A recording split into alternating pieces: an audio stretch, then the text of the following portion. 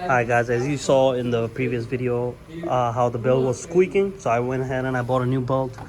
I bought this for $19 from Arch Auto Parts, and to replace this is pretty straightforward. As you can see on the inside right there, there's a tensioner.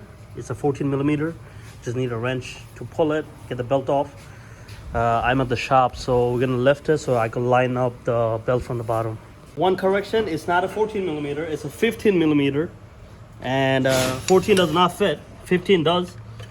And I would recommend having a longer wrench, but at the moment I just gotta work with this. Yo, bro, this has literally no leverage. All right, I need something else to work this.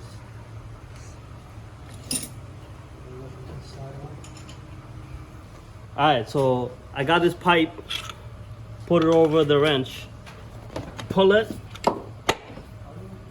and then get this belt off. Get the belt off fully, loosen the tension, drop the wrench. Make sure you drop the wrench. Alright.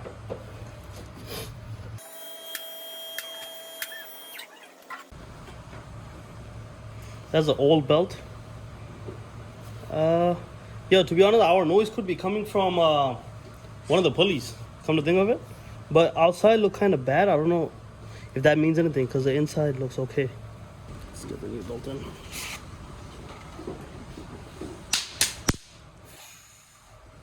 Right.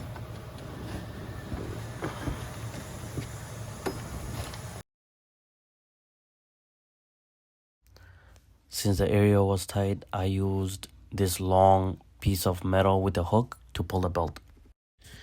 Alright, we tried a few different methods, and the one that worked for us was route the belt through all the pulleys.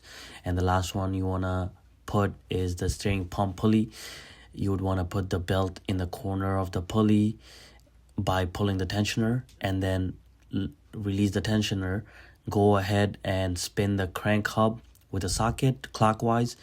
That would spin all the pulleys and the belt would sit. And if you need, just push the belt with your hand to place it properly.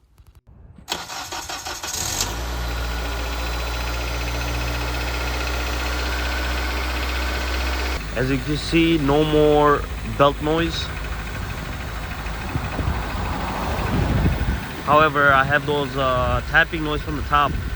Maybe I need some valve adjustment, not sure.